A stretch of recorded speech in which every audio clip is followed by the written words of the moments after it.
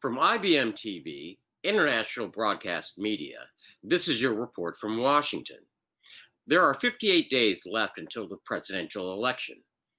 On the presidential campaign trail, the Biden campaign indicated that for the next few weeks, Biden will focus on contrasting his economic plan with Trump's economic plan.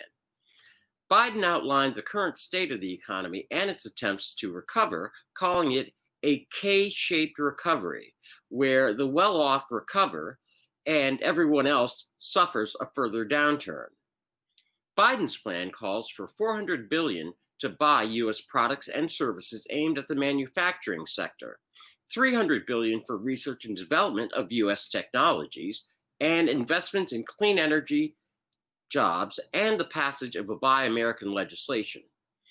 Trump describes the economy as a V shape, indicating a sharp decline and then a sharp recovery. Trump's plan calls for more cuts in taxes and regulations. Made in America tax credits for jobs returned from China, and more tariffs on China. Next, these are the terms you will need to know for the coming weeks of this election season.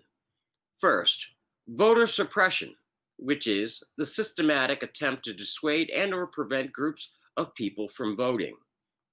Second, election weeks rather than election day, because the counting of mail-in ballots will not be complete in a night, a day, or even a week. And most importantly, red mirage and blue storm or blue wave. This describes the expected pattern of the counting of votes, given that the majority of Trump voters intend to vote in person, while the majority of Biden voters intend to vote by mail. Thus, on election night, the early returns may show a Trump lead, i.e. a red mirage, followed by the mailed ballots supporting Biden, i.e. a blue storm or a blue wave.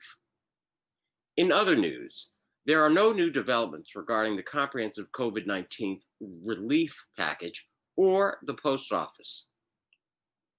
Separately, around the globe, Typhoon Haishin, the equivalent of a Category 3 hurricane, has hit Japan and is headed to the Korean Peninsula on the heels of Typhoon Masak, which followed an identical pattern a week ago.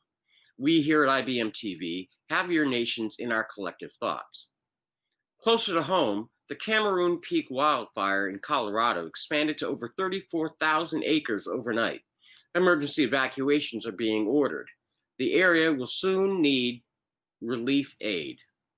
Finally, the current COVID death toll from Johns Hopkins University is over 188,909 American souls lost and 881,314 global souls lost, with no end in sight. That is your report for this day, September 7th, 2020, from IBM TV, International Broadcast Media, smart television for a smarter global community, from dictatorships to democracies around the world. Good morning, good afternoon, good night. I'm Bill Trezevant.